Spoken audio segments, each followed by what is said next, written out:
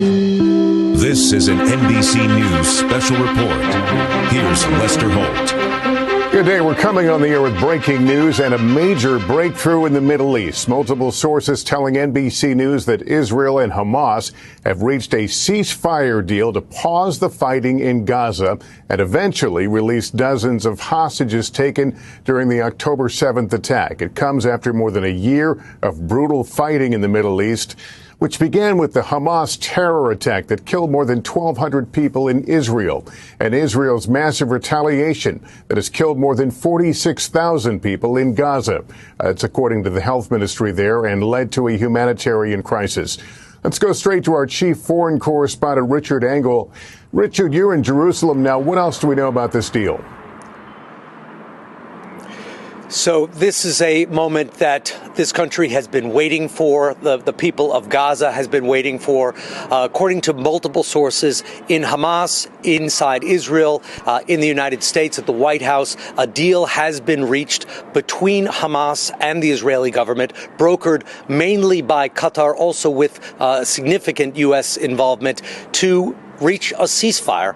This would be a gradual deal that would see fighting initially slow down and eventually stop in Gaza in exchange for the release of hostages who've been held by Hamas for about 15 months now. The Israeli government believes there are 98 hostages held by Hamas. It is not sure how many of them are still alive. But Lester, it is important for people to know this is not a quick deal. Even though there is this agreement, according to multiple sources, first of all, there has been no official statement. We are expecting that perhaps tonight, perhaps in the next few hours, and then the deal will have to be rolled out. It begins with a period of calm to build trust, and then Hamas will release hostages in batches. It is talking about releasing them 3 at a time initially. In the first stage, 33 hostages would be released. They are being described as the humanitarian cases, the hostages who are elderly, injured, sick in any way. Some of the hostages are described as being in quite poor health.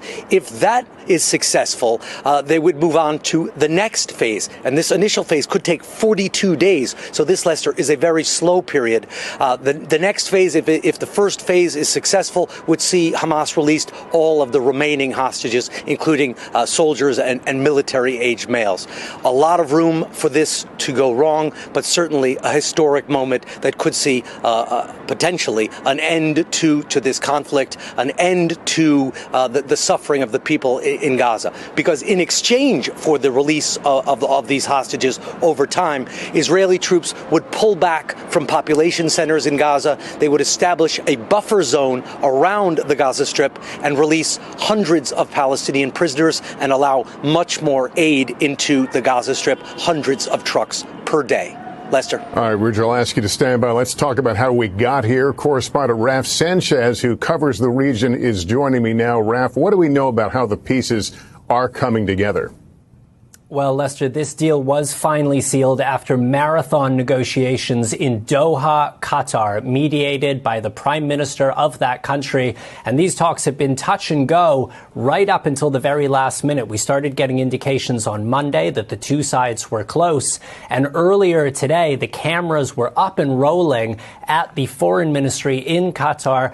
The Qataris preparing to announce this agreement, and then there was what appears to be a last-minute hitch. According to the Israeli government, Hamas adding last-minute demands to do with Israeli forces withdrawing from the Egypt-Gaza border. The Prime Minister of Qatar, who we are expecting to see in front of those cameras potentially any minute now, going back into his office with the delegation from Hamas and finally getting that deal over the line. What has been very notable, Brett McGurk, President Biden's most senior Middle East advisor, has been camped out in Qatar for around 10 days now, but he has been joined by Steve Witkoff, who is President-elect Trump's incoming Middle East envoy. And these two Americans representing the current administration and the incoming administration have been, according to the White House, working hand in hand, sending the message not just to Qatar, but also to Israel Israel and Hamas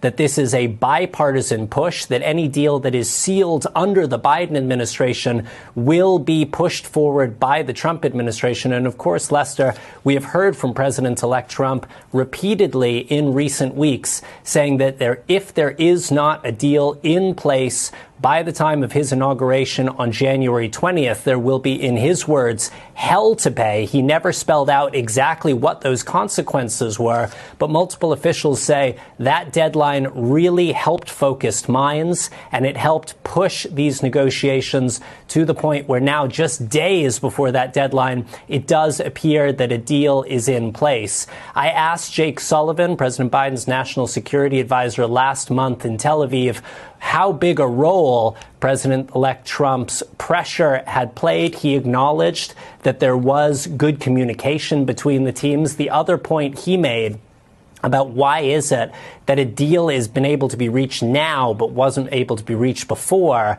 he said the ceasefire in Lebanon, which ended the fighting between Israel and Hezbollah back in November, really brought Hamas closer to the table. It led them to a point where they concluded that they had to reach a deal.